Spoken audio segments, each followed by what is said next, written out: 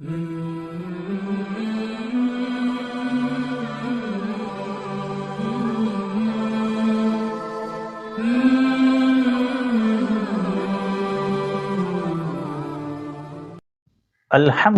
وکفا والصلاة والسلام علی عبادہ الذین اصطفا خصوصاً علی خاتم النبیین محمد الامین وعلی آلہ وصحبہ اجمعین اما بعد فاعوذ باللہ من الشیطان الرجیم بسم اللہ الرحمن الرحیم فلما استيئسوا منه خلصوا نجيا قال كبيرهم ألم تعلموا أن أباكم قد أخذ عليكم موثقا من الله ومن قبل ما فرطتم في يوسف فلن أبرح الأرض حتى يأذن لي أبي أو يحكم الله لي وهو خير الحاكمين صدق الله العظيم رب اشرح لي صدري ويسر لي أمري واحلل عقدة من لساني يفقهوا قولي۔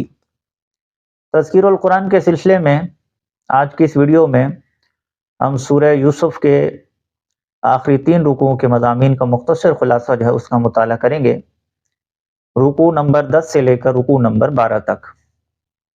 رکوع نمبر 10 جو ہے یہ آیت نمبر 80 سے لے کر آیت نمبر 93 تک ہے، اور اس رکوع میں بیان کیا گیا کہ جب حضرت یوسف علیہ السلام کے بھائیوں نے واپس جا کر تمام ماجرا اپنے والد صاحب کو سنایا، یعنی حضرت یعقوب علیہ السلام کو، تو انہیں شدید صدمہ پہنچا اور مسلسل رونے کی وجہ سے ان کی بینائی جو ہے وہ جاتی رہی تھی۔ تو انہوں نے شدت غم کے باوجود امید کا دامن ہاتھ سے نہ چھوڑا اور اپنے بیٹوں کو حکم دیا کہ جاؤ اور تلاش کرو یوسف کو اور اس کے بھائی کو، اور اللہ کی رحمت سے مایوس نہ ہونا، بے شک اللہ کی رحمت سے مایوس نہیں ہوتے مگر کافر ہوتے۔ حضرت یوسف علیہ السلام کے بھائی تیسری بار ان کے سامنے حاضر ہوئے تو اپنے خاندان والوں کے رنج و علم کا ذکر کیا اور التجا کی کہ ان کے پاس سب خوراک کے حصول کے لیے جو مطلوبہ قیمت ہے وہ بھی نہیں ہے، لہذا جو دستیاب قیمت ہے اس کو قبول کر کے خوراک کا کچھ حصہ قیمتاً اور بقیہ حصہ صدقے کے طور پر دے دیا جائے۔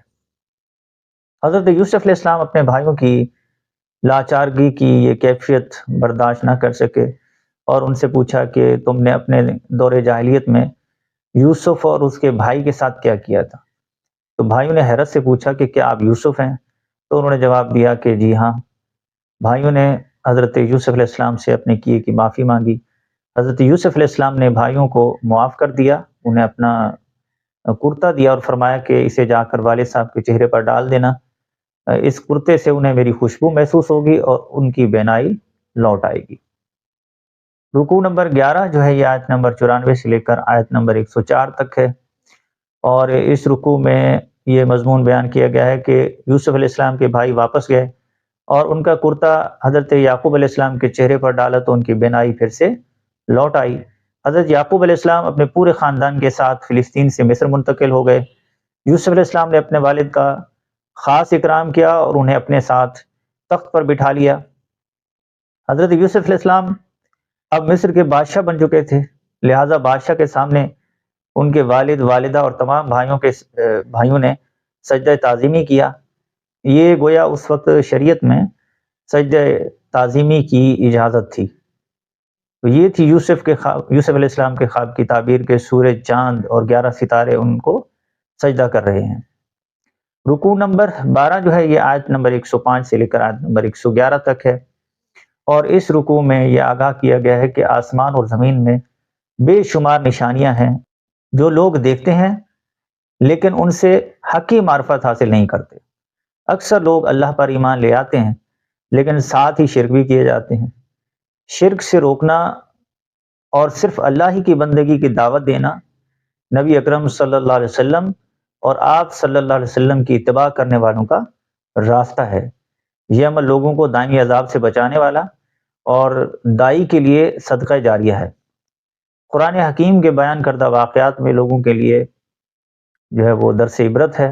حضرت یوسف علیہ السلام کو حاسدین نے کنویں میں ڈال دیا لیکن بعد میں عاجزی کے ساتھ ان کے سامنے حاضر ہوئے۔